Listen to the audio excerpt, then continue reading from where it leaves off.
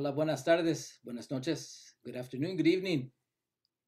My name is Abelardo de la Peña Jr. I'm the Director of Marketing and Communications at La Plaza de Cultura y Artes, welcoming you to tonight's En Casa con la Plaza.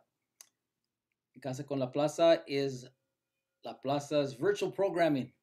We've been at it since April of 2020, bringing you the best of our community's history, art, and culture via these demonstrations, conversations, presentations, and performances. We have a good one for you tonight. Before we get started, I'd like to thank our sponsor, Union Pacific Foundation, for making this program possible, this series of programs possible.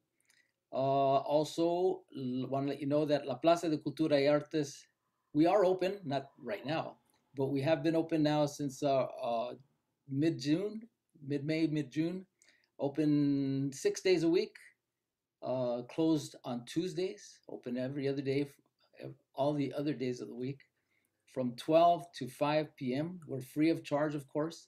Our La Tienda museum gift shop is also open, so bring your credit, debit card, little cash. I'm sure you'll end up with something.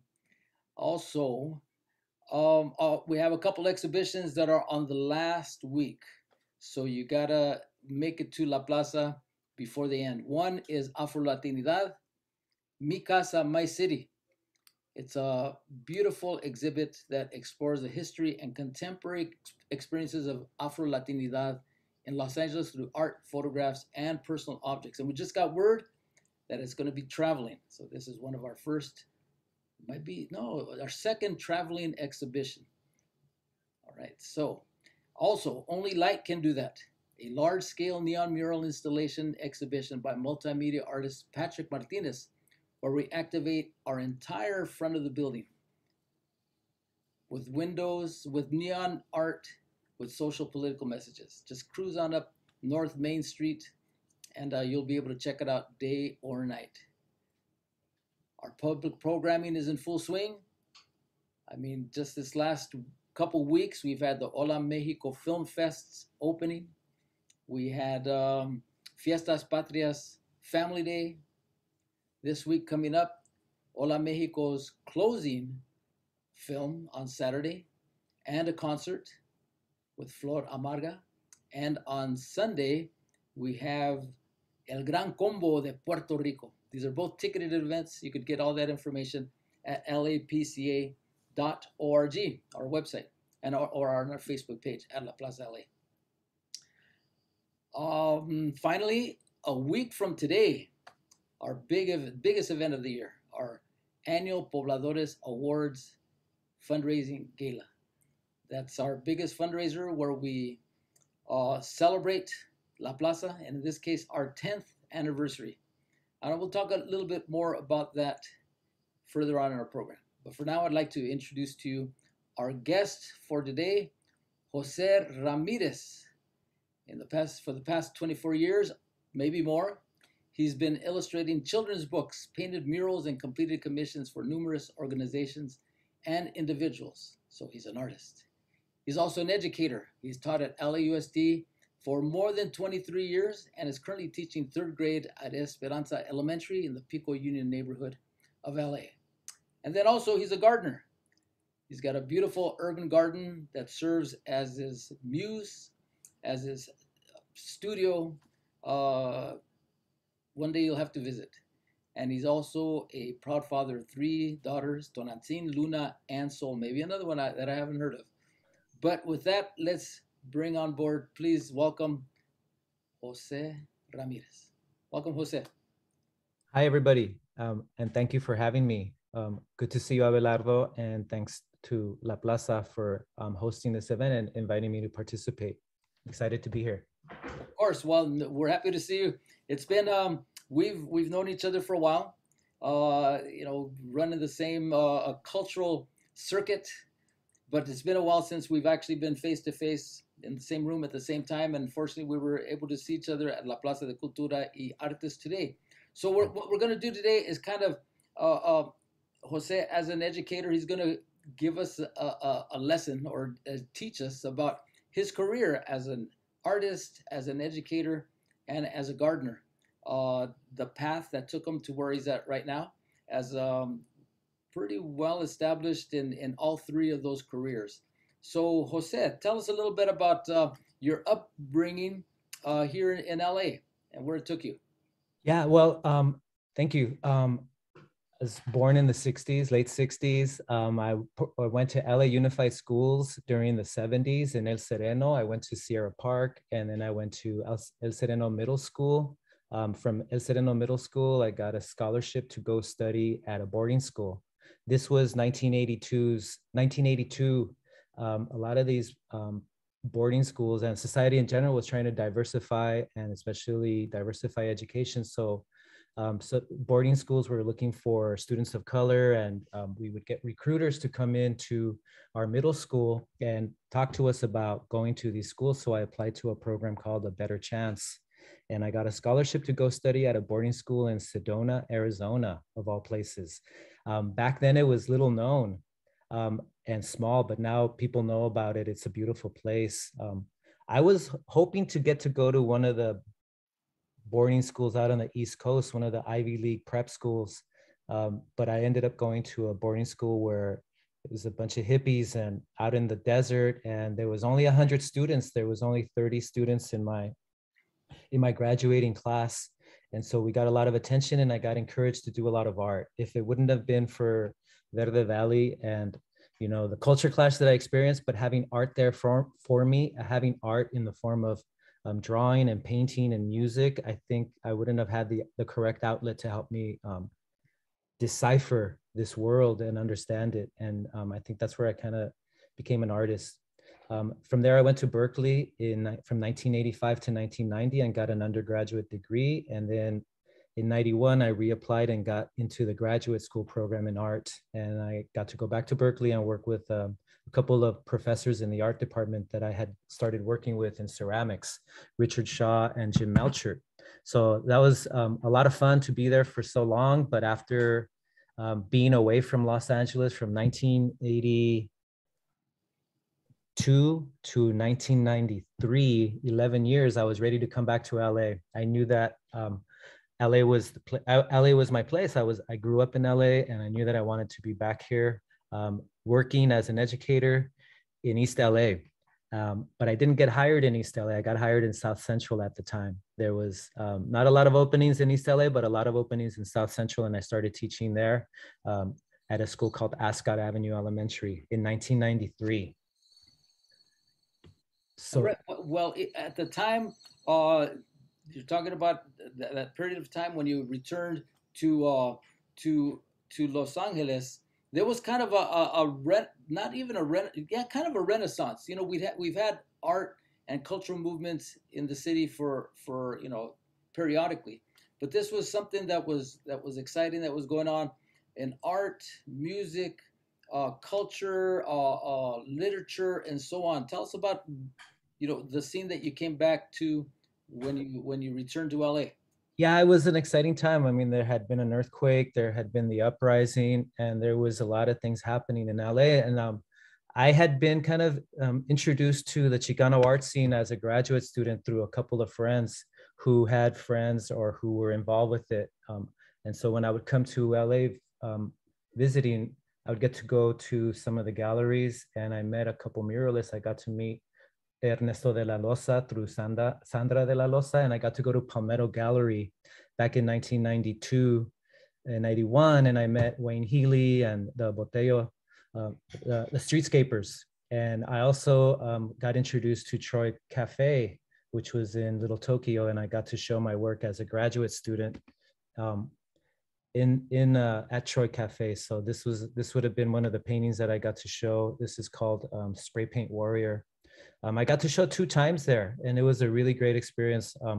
Here's another painting that I was doing that I kind of felt like I was beginning to find a direction. At this point, I was collaging a lot of images, spray painting and Xeroxes and paint, and just trying to find a process for my art, right? How to get a painting from the beginning to the end. It was a good time and experimenting at that point. My younger brother Omar was going to UC Irvine, and he was taking mural classes with Judy Baca at the time and ended up working with her at Spark and helping to restore some of the Great Wall and all of that. And at that time, I got this awesome opportunity to do a mural for Jobs for a Future. It was like a dream come true, right? Like I was straight out of school and wanted to be an artist in Los Angeles and be in my community. And muralism was an important way to show your art to the public. So my mother-in-law at the time, Consuelo Valdez, had just had lunch with Father Greg Boyle, and Father Boyle was just starting Jobs for the Future and Homeboy Industries, and he needed a muralist, and so perfect timing. And I got this opportunity to work on the mural and to work with some of the guys from Homeboy Industries on the mural. So I got a scaffolding and I got all of that, and I got to do this mural. Kind of a combination of a lot of influences, right? Like an Olmec head, Pachucos, a mother and child scene, a campesino. And so I was trying to still find my direction, but having a lot of fun at the same time. While I was doing that mural, somebody who owned an apartment complex down the street walked by and said, "Hey, I need a mural on the alleyway." So I got to do a second and third mural like a few months after.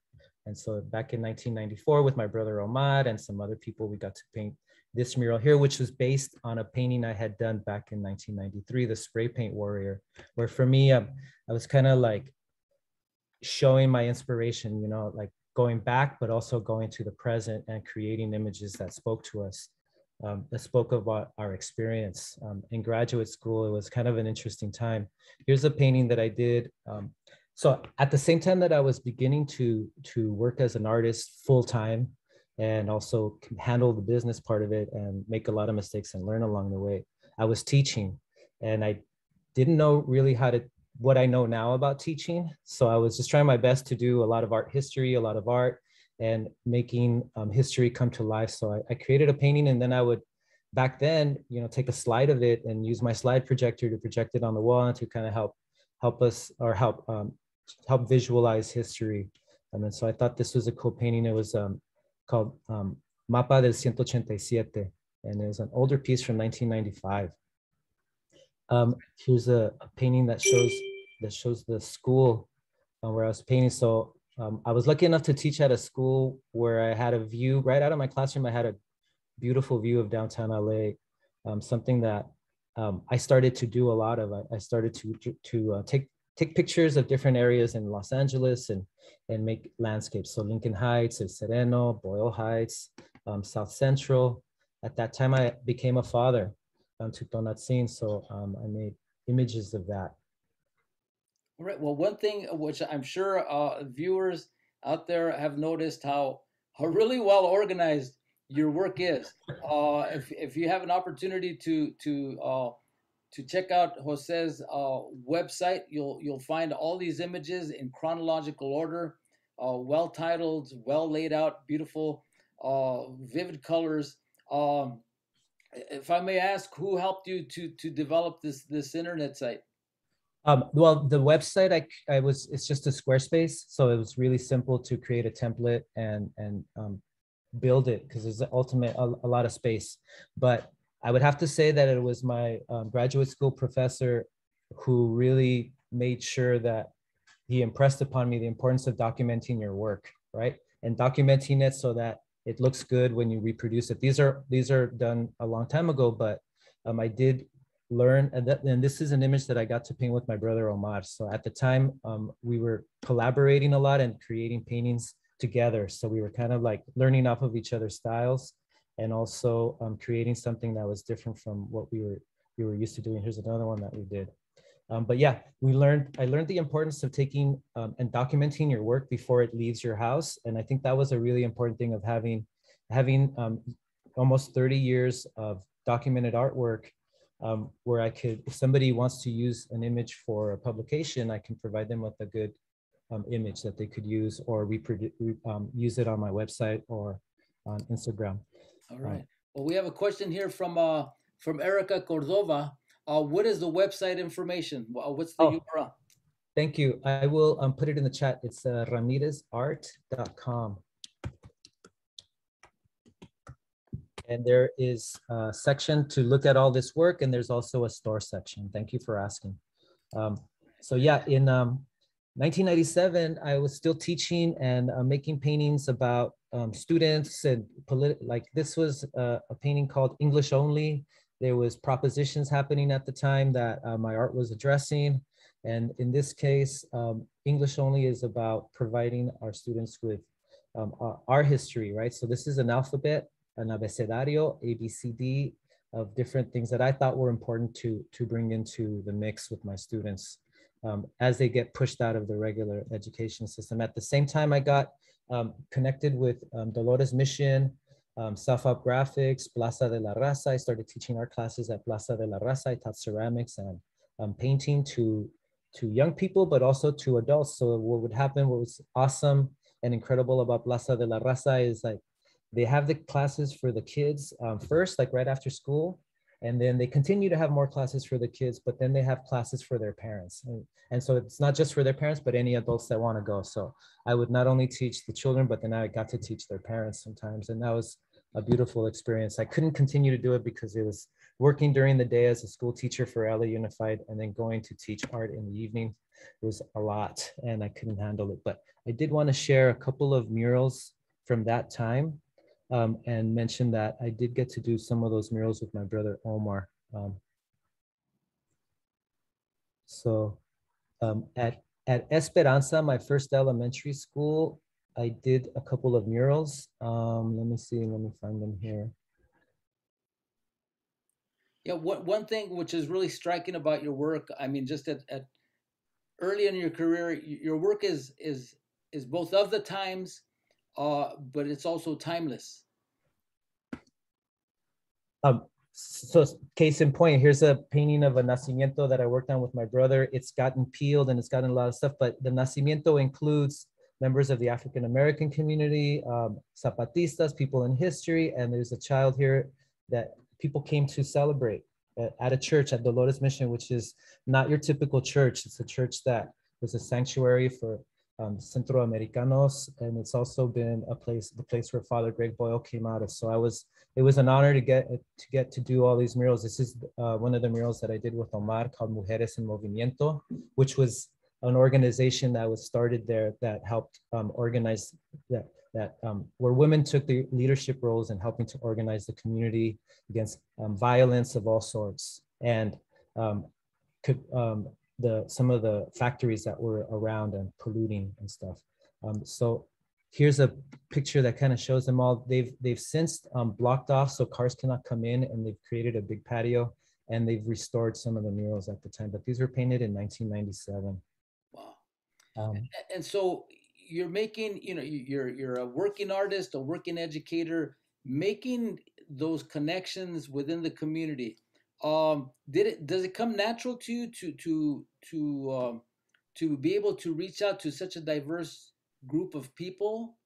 I think it was mutual, I mean, I had a lot of people reaching out to me, but I was also open to meeting people and, like paying your dues, right? Like doing a lot of work for free or for little or no pay, but knowing that people were going to see it and knowing that it was important and knowing that you never know where it's going to lead you. So I always approached, and I still try to approach situations with an open mind so that I could learn and also see where it takes me, and so you never know, it might not pay money, but maybe later on down the line there'll be a lot of good exposure or somebody will see it and it'll be a great opportunity.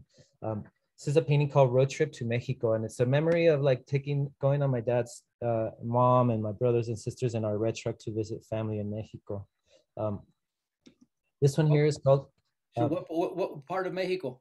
Oh, my family is from Jalisco, a little town called Ocotlan. It's not so little anymore. It's the capital, but it's about an hour away from Guadalajara. All right.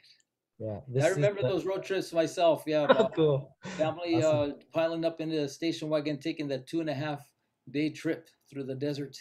Yeah. And never know what's going to happen. That's right. Oh my God. And so getting to teach in South Central, I did want to make sure that I was mindful and respectful and trying to learn about the African-American community and also making paintings that kind of celebrated or talked about African-American history. Here's the painting of Martin Luther King.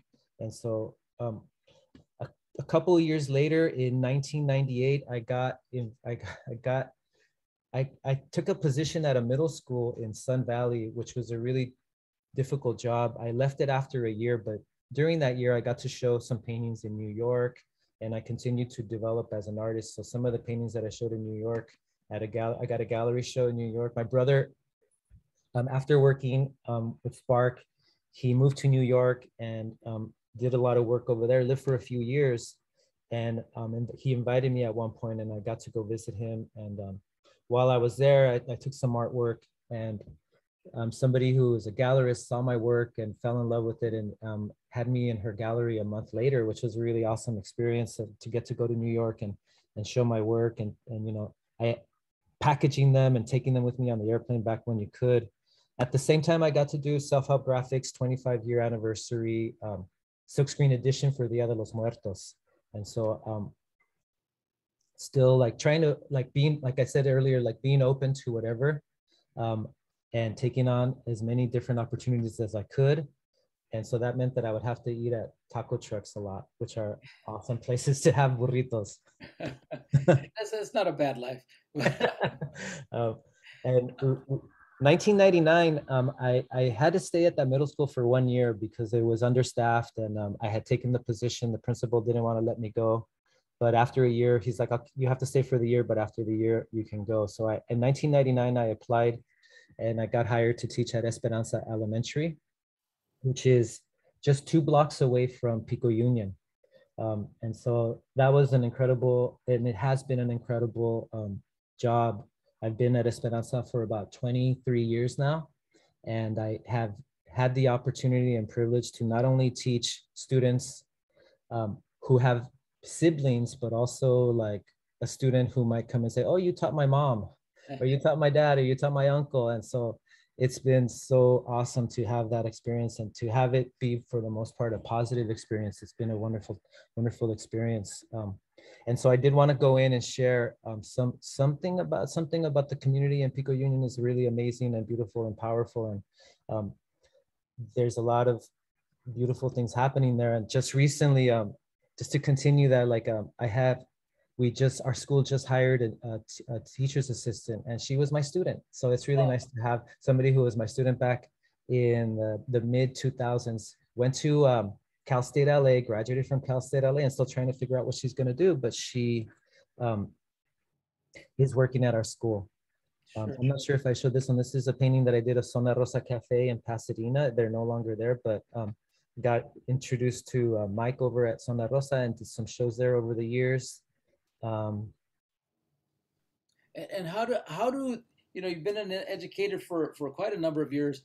How do you, besides being reflected in the work that you do, how do your students influence your work? Oh, well, definitely on a lot of different levels. I mean, just being with the energy of children in the classroom, and like it's a mutually beneficial learning experience. I learn a lot from them, and I hope that they learn something from me, but they always teach me something.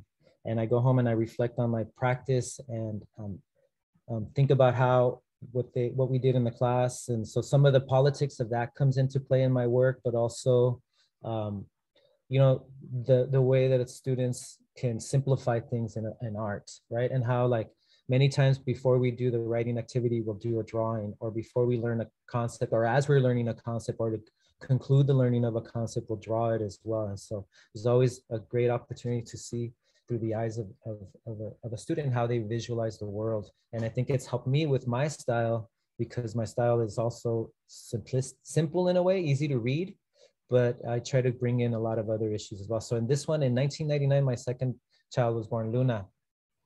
This is 1999. This painting is called Madre Tierra, and it was inspired by her and by that time. And so it's beautiful. That was a beautiful piece, and you can see it's incredible. You know, it's the big. flowers. How big is it? It's about 6 by 6 feet. Yeah, it's pretty big. Wow. And, you know, I know that you've visited my studio over the years, and you've probably seen a lot of these paintings or stuff that's similar. So that's kind of cool. A few years later, I got to do another print for Self-Help Graphics their Christmas card. And I got to do that on a few occasions, but this was one back when they were at the old building that had all of the tile mosaic going around it. Yeah, and that's one thing that's striking about your art. Of course, you paint big. You do have your collectors, you do have your sales through galleries and other locations, but you also make your art accessible to people of lower income, participating in marketplaces back when we were able to do that. Yeah. How does that work for you? Why do you do it? Well, that's a good question. Like back in the day when I was developing as an artist, I got some advice from the person who ran Troy Cafe, who mentioned like it was important to, if you want to sell your artwork, start off low, sell it cheap so that people buy it. And so at my first shows, I remember having people that were my work colleagues, family, and friends, and they came to my show. And when they saw a painting for $100, they're like, "Oh, I can buy that." And then the next time they might bring a friend, or somebody else might come. And so I got introduced to more people, but maybe the price went up a little bit after a year or so. And so that was part of like the strategy for the artwork. But at the same time, I was trying, and as printer technology and computers were coming around, because this was a long time ago, right? The iPhones were not around and all of that, but getting a printer and printing magnets or making a card. So instead of having a regular card, I wanted to have a card that had one of my paintings. And so I started making cards of my paintings back then, or magnets, and giving them away. And then that was kind of fun. So I started selling them, and at Self-Help Graphics holiday sales, back when they were first starting with all of that, I remember participating, and they would sell really quickly because they were small. They were $2, and people would take them as gifts. So for the next year, Epson came out with a bigger printer, and it was supposedly archival quality. And so I was like, oh, let me invest in this printer, and I'll take some prints of some of my work. And that did well. And at the same time, I was also getting to print mono prints and silk screens at Self-Help Graphics. So I was like creating different price points. And so if you're an artist in the community, or if you're an artist, you might have to be somebody who is also representing yourself and also being the business person and meeting with people. So I never had an agent, and I never worked exclusively with a gallery that would represent me. So I always felt it was important for me for myself to represent me, right? It's for me to represent myself, and nobody knows my work better than I do, and and I should be the one that would be able to represent myself. And I've learned a lot, but and made a lot of mistakes, but I've learned how to kind of like hold meetings and, ask for compensation that is worthy of an artist, right? Artists should get paid what they feel, what an artist should get paid. And that depends on where you are in your career and how you feel about your artwork and a lot of different things. But I always wanted to make sure that my artwork was accessible on different levels. All right. Let's not forget your calendars too. That's right. Yeah, I think I've made the calendars for about 20 years. Yeah. So I just wanted to share some of the student work that my students have created over the years. Please do. This is a painting. The prompt was create a painting or drawing of something you're never going to forget. And I remember this is a student at Esperanza from Guatemala, a student whose native language was Mom, a Mayan language. And his memory that he'll never forget is coming to the US, right? Crossing the mountains, encountering border patrol, and making it to the city, which for him was living in an apartment complex called El Presidente, which was next door to Esperanza. And I don't think it was classified as an apartment back then. It was like a hotel, so families had to move. I remember wondering what my students meant, like, Mr., I lost everything because we had to move. And it's like they just moved to another part of the apartment or the hotel. And that would happen constantly with the students. Another important assignment that I learned a lot from was to make a drawing of your house, right?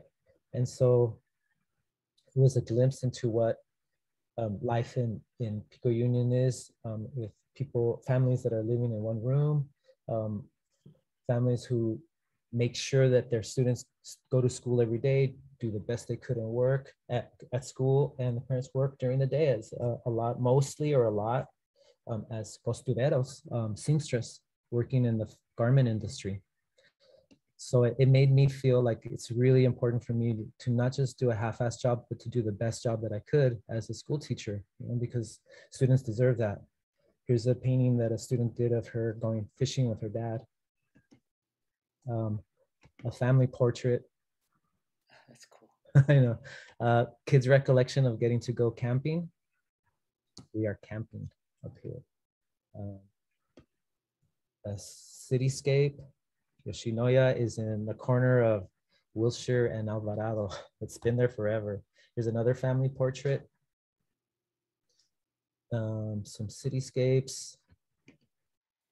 And let me go down here. This student really struck me. Her name is Sara Celis. And I think she was at Ascot Avenue Elementary in South Central, but years later, I was reintroduced to her through somebody at Homeboy Industries. I had a show at Homeboy Industries, and this guy Happy came up to me and said, hey, there's this, one of your students wants to meet you again. And she works at Philippe's. And she said you were one of her favorite teachers and she got to do art with you. So during a break at the reception, I walked over with him and I got to see her, or she might have come back. She might have come over to the reception and I got to meet her. And it was a really awesome experience to connect. Those are incredible stories. And just to kind of veer off into education, what's been happening over the past year and a half with COVID, with the lockdown, how did that impact you as an educator? Oh my God! Well, you know, we did a lot. We did Zoom for a year and a few months. So we finished off the school year, and then we started we did a whole new school year with Zoom. And so we try to make the most of it and try to make it as engaging as possible. For me, I have to say that I think we were successful. We did drawings every day to introduce us to the concepts, and we had a lot. I had a lot of students participating, and when they weren't, I would just reach out to the parents, you know, and with the mindset of I'm here to do my best with your child, and I want to be a positive impact, and we can work together. And you know, when you approach parents with good intentions and you approach them respectfully, you get a lot of back and forth. So I was able to have a lot of buy-in, and then so much so that at the very end of the Zoom, I had a lot of parents come onto my Zoom and say, "Hey, it was a great experience," and even some fathers, which was even more surprising and beautiful to see. That thanked me and mentioned the work that we did, how important it was for them at that point. Here's a student who drew herself as a teacher back in 1991. I'm so glad she put the date on the whiteboard that we had here, because otherwise I wouldn't have remembered when she did that. I can't believe that would have been, no, that can't be 1991. Oh, maybe 2001 or something, because that would have been impossible. Yeah, it would have been impossible. Yeah, unless she's So, in a. Did you have a technology gap with your students? We did. Yeah, that was one thing that was really tough. We tried our best. And so there was always those 2 or 3 students who would be coming in and out throughout the day.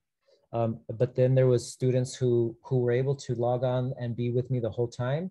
And there were students who might have said, oh, they have a bad connection or whatever. But then when I reached out to the parents, they assured me that they didn't. And it was just trying to, the job then was to try to just get the students to encourage them to join us, right? Speaking of which, here's a painting from a long time ago of a girl and her dream, right? What do you dream of? And what is she dreaming of? But a computer, one of the old school computers, of having one. Yeah, wow. Yeah, so that let's go a little bit forward. So that's 2000. We still got a lot of time to go, huh? I'm gonna try to go a little bit faster. Right. So this is incredible. We really appreciate it. We have if those of you out there on Zoom or Facebook, you're welcome to ask questions. Let us know where you're viewing from. We have Moni. Hello, glad to be here from Corona, California. Welcome, Moni. So yeah, continue, please. Okay, right on. Let me see. I thought an important painting back in the day was this painting called Comunidad, where I was combining and bringing in people from different walks of life and different jobs that are sometimes we don't recognize or don't see as important, and also introducing the idea of maybe biculturality or or being of mixed heritage and diversity. And I think that's one thing that people saw that gravitated towards in my work, being in a city like Los Angeles, right? A city that at its best embraces diversity and looks towards celebrating different voices. And that's, as an educator, that's what I always want to promote and see and get better at.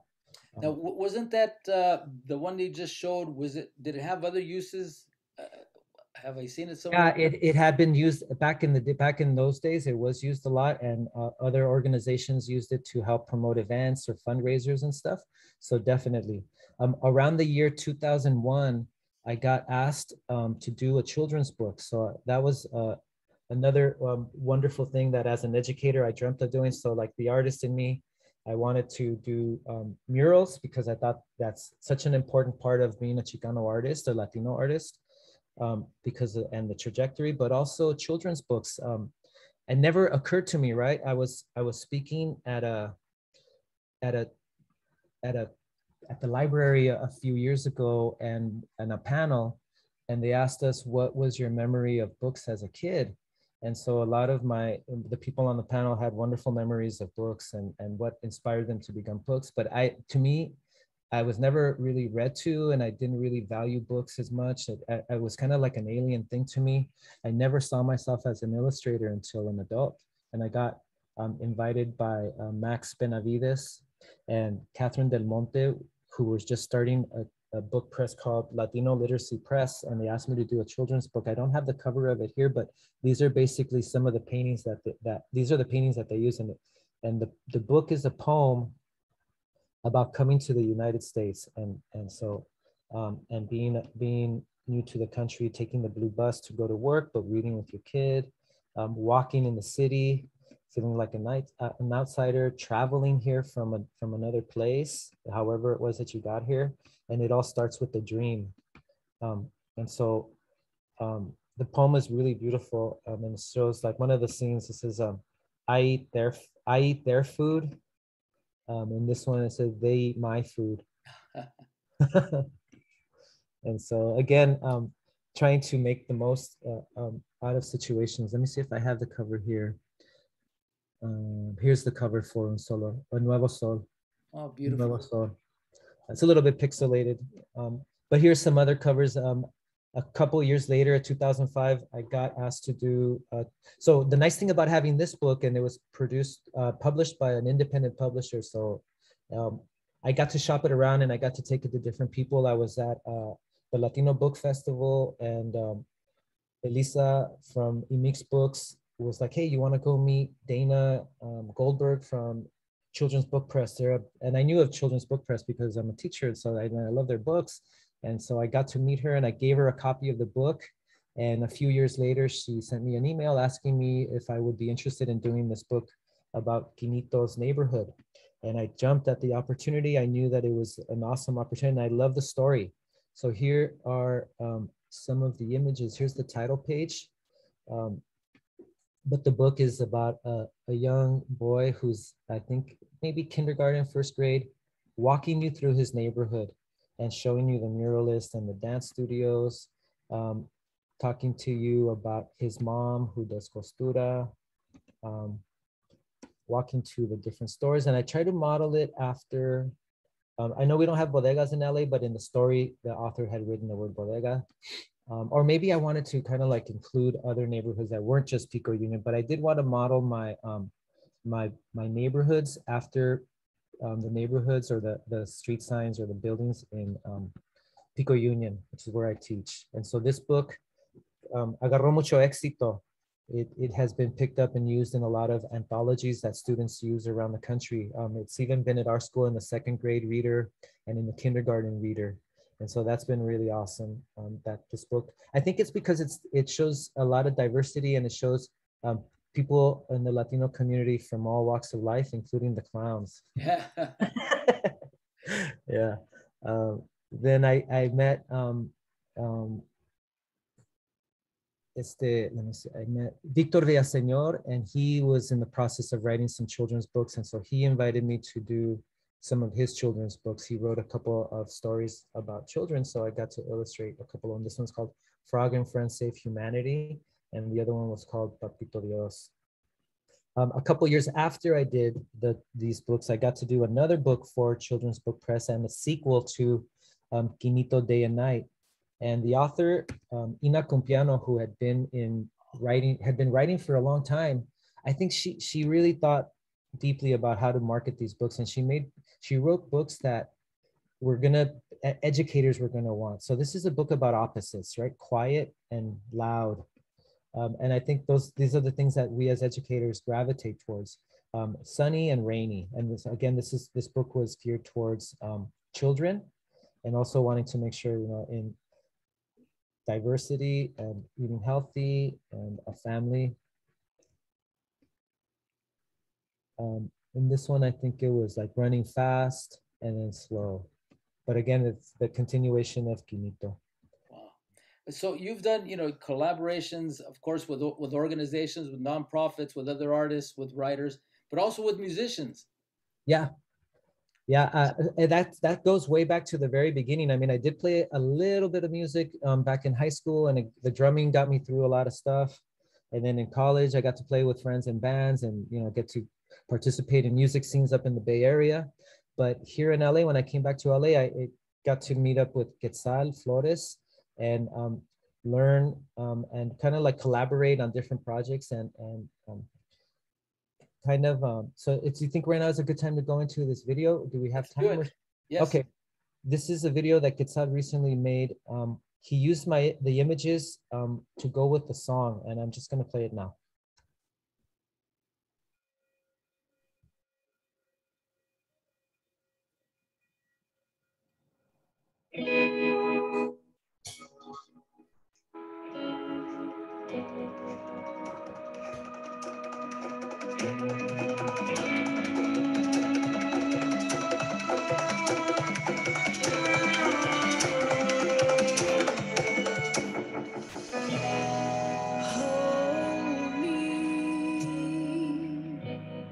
See the mushroom rise, hold me, while the flowers die, kiss me, as the rivers run dry. I believe your lips are all I need. I won't go thirsty, I will not hide.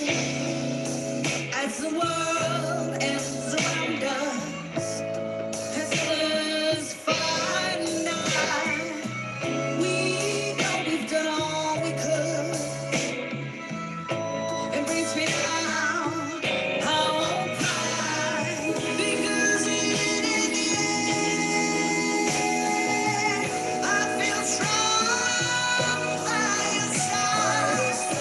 'Cause as hard as we've loved, we're victorious, and justice never dies.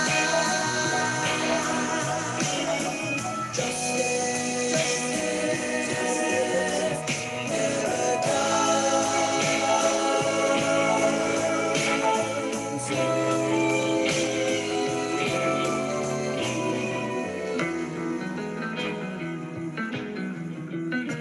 Right. Thank you.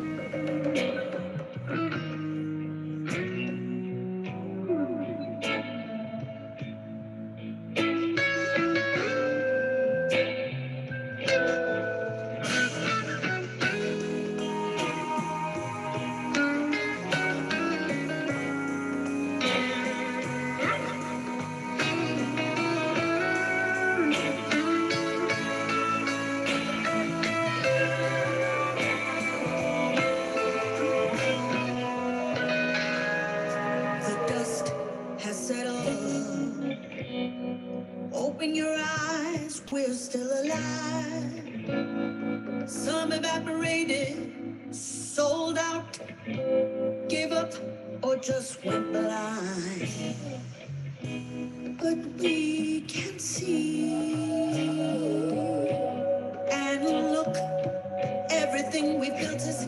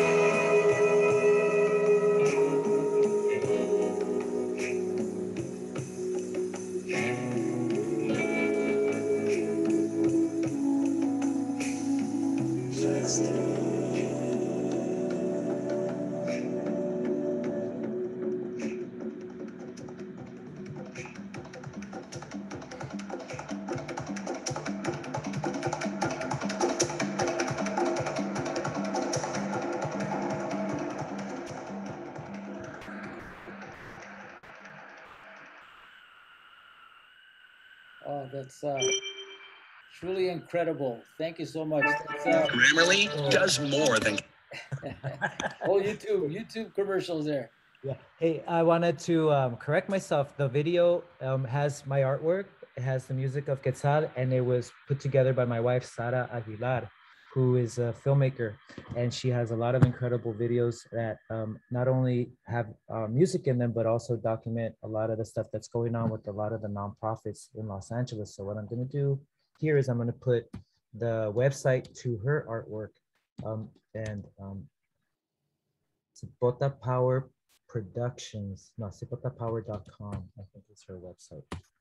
All right, and we'll put that on the Facebook here.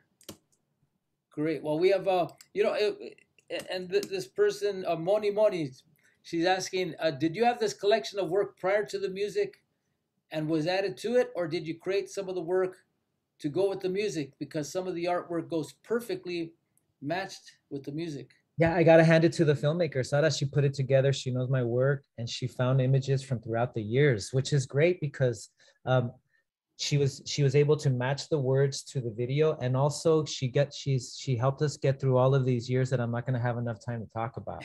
So that video served two purposes. Now I can kind of come up to the 2018s or 2017s, and kind of as we round it up, kind of share a little bit about what was going on with my work in the most recent years. Yeah, please, let's do that. One thing that again, we'll talk about this right after you finish with this, but La Plaza, myself, but my colleagues at La Plaza were really struck by your work. A lot of them, some of my colleagues had never heard of you, unfortunately, or weren't acquainted with your work. But the use of color, the really boldness of what you're depicting, the diversity, the cityscapes, but especially the nature, and how you combine that with so many other elements. So tell us about your more recent work and what you're doing with it.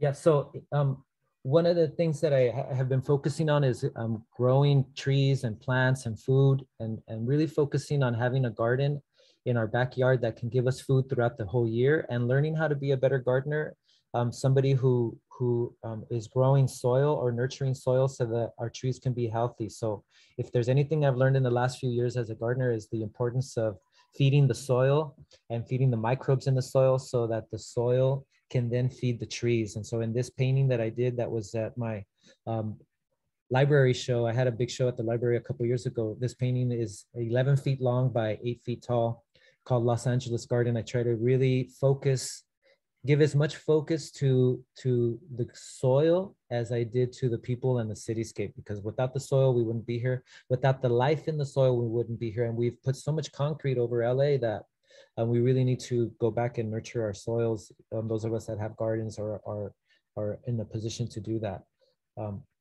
In 2019, we went on strike, and I did paintings to celebrate the strike and the success of the strike. Every day after the strike, I would go home and create a painting. So I did 6 paintings.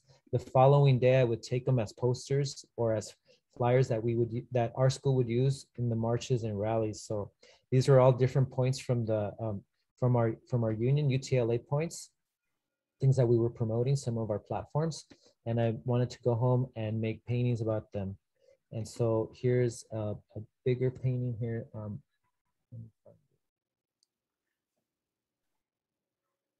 That showed the power of the, oh, here it is, this one, from the days when we got a lot of teachers and parents and students out there, and community, of course. Without the community and the musicians and the artists that were out there supporting every day, successful and brought attention, it was part of a national movement.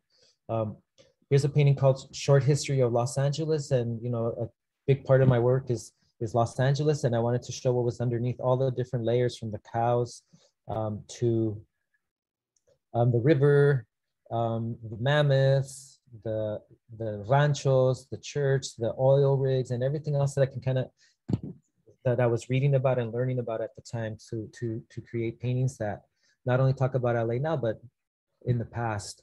Here's a painting of the elementary school that I teach at right now. Esperanza Elementary a couple of years ago when they were still building the bigger, some of the skyscrapers in downtown. 2020, I got a commission to do a painting for Los Angeles Public Library summer reading program. This is the painting that I created, and they used it throughout the summer, this past summer. And it was a beautiful opportunity. And I, again, like showing different community places and green LA, and also the people of LA, but also there's nothing like our library systems. And I was really glad and proud to have gotten the opportunity to get this commission and to get a show at the Los Angeles Public Library, because I remember getting to go to Lapel as a little, getting to go to the El Sereno branch of the libraries and studying there as an elementary school age kid and middle school, and taking notes and doing it the old school way. And we're talking about Central Library on 5th Street. Yeah. Between Hill and Spring, not Spring. 5th Street. Yeah. Very good. Yeah, right there. Flower. Here's a painting of Dodger Stadium that I did this year. Here's a painting that I really enjoyed painting, and it was inspired by, again, history of LA, the river of LA. This one's called The Sky Above LA. And there's a cartoon. I really recommend it if you have never seen it. It's called City of Ghosts, and it's on Netflix. And it talks about the history of LA. So there's about 6 episodes, and they're all wonderful. Did you get a chance to check that out, Abelardo? No, I'll have to write it on my list. Yeah, that's a great cartoon series for kids, but also adults. Here's a painting of the marches from last year in the summer on Highland. And I wanted to kind of like come back, a painting of Echo Park that I did. So I did a couple paintings. I've been trying to paint the parks of LA that have water, that are places where water naturally went to during the winters and during the times when the river would get flooded. So here's a painting of Plaza de la Raza, Lincoln Park. Yeah. And here's Plaza de la Raza. I did a painting of Echo Park, and I also did a few paintings of MacArthur Park. Here's my big painting of MacArthur Park that I did. Oh, beautiful. And so this year, in addition to the paintings of the parks and Dodger Stadium and some of these other LA paintings, I started to continue to work with trees. This painting is called Mother Tree. And from there, I kind of went over and did this painting, and I kind of want to stop here. Yeah. This painting is called Árbol en el Desierto. And it's a person either like showing the relationship or our dependence on trees and the importance of trees. If I had a second, let me see if I can just show a quick second here. Here is a quick picture of our garden in LA. We live in City Terrace. And so when we first got the property, when we first got here, our house was more, let me see if I can find it.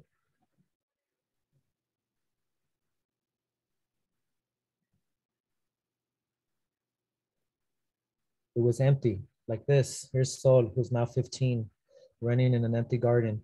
And this was 2007, maybe. And we fast forward. Let me go ahead and bring it back over here. We fast forward, and a few years later, we have a food forest, an area where we have a lot of different fruit trees, and we are able to harvest different fruit throughout the year. I'm very fortunate for that. And a big emphasis is on not using a lot of water and feeding the soil, providing mulch for the soil. I threw out my back because I was carrying so much mulch into the garden from different places where arborists drop them. But in this painting, I really felt like I created a scene where like we're in awe or marveling at trees and everything that they do for us and everything that they do for the earth, and how if we only knew, like, if we plant and have trees, there's trees that could really provide us with a lot. Our priorities as a society or the leaders are going in different directions. But this painting is Árbol en el Desierto, and it's do you want to tell them, Abelardo, or should I go? I'll go ahead and tell them, no, as I stated, this is our 10th anniversary of La Plaza de Cultura y Artes. And for the first time, and every year we have our fundraising gala where we really do our best to bring in funds to help support our educational programs, our exhibitions, of course, all the things that we do there at the Museum and Cultural Center at 501 North Main. But for the first time, it's our 10th anniversary. For the first time, we've actually chosen an artwork to serve as our signature piece. As you may or may not know, if our logo at La Plaza de Cultura y Artes includes it's in the form of a tree, with the outspread arms of a figure, with the leaves very colorful, and the roots, symbolizing our cultura, our art and history, how it grows from the roots, and it spreads. And we were tasked with finding the right artwork to represent our 10th anniversary and to serve as our gift to those that attended. So after a very difficult selection process of looking at so many of Jose's work, we chose this piece, Árbol en el Desierto, as our signature piece. So everyone that attends our gala will be receiving a limited edition print of this beautiful artwork. So we thank Jose for that. Thank you. I'm honored to be a part of it, and I'm looking forward to not just 10 more years, but many more years of La Plaza de Cultura y Artes. All right. Well, Jose, thank you so much for sharing your work with us, for telling us part of your story, because there's so many layers to it.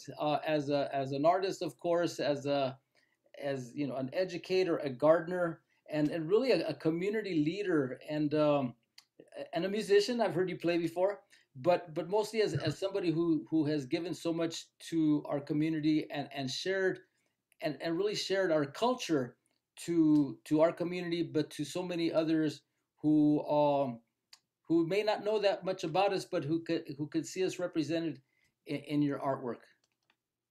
Well, thank you, Abelardo. And you too, man. You've been around for a long time and you've done a lot of stuff. And I remember promoting cultural events through Latino LA and everything else that you've done. So thank you too, man. And it's been great having you as a friend. All right. Well, thank you. I'm going to go ahead and I really appreciate that. And I appreciate you coming on today in Casa con la Plaza on this warm Wednesday afternoon, 1 week away from our gala. I'm going to let's see, put on, if I could find that, there it goes, the URL, the website for our gala, if anybody's interested.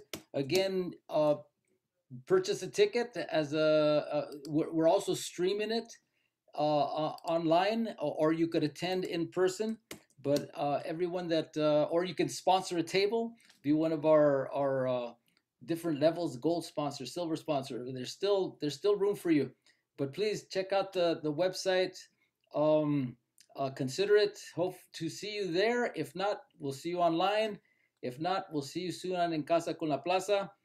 Just to let you know what's going on for the rest of the week, we have on Friday Ruby Clouds.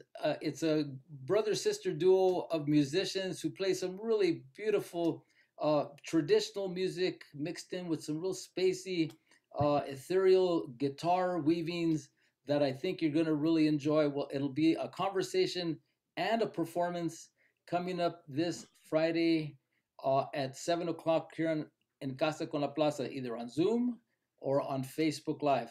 If you joined us late, or if you want to see this episode again, we have recorded it. We'll be placing it on our YouTube page at La Plaza LA. You could catch all 200 plus of our sessions that we've been holding since last April of 2020, and we'll continue to do so. Next week, I think we're just going to concentrate on the gala and kind of, because we have a lot of work ahead of us, and that's going to be incredible as well. We have, of course, our couple of receptions. We'll be opening up our cocina for the first time to people that attend the reception. That's our museum, teaching kitchen, and tiendita across the street from La Plaza de Cultura y Artes. We have a silent auction going on right now, and if you click onto that URL, you could be linked to the silent auction. Mariachi Lindas Mexicanas will be performing, and our headliner for the evening is Lupita Infante, the granddaughter of Pedro Infante, the great Mexican cancionero. And we'll be honoring the founders of La Plaza de Cultura y Artes, which we opened 10 years ago in 2011. So with that, thank you to our sponsors. Our sponsor for today, Union Pacific Foundation. Muchas gracias, Jose, for joining us tonight. Thank you, man. All right, and thank you, everybody. And nos vemos muy pronto. Bye-bye.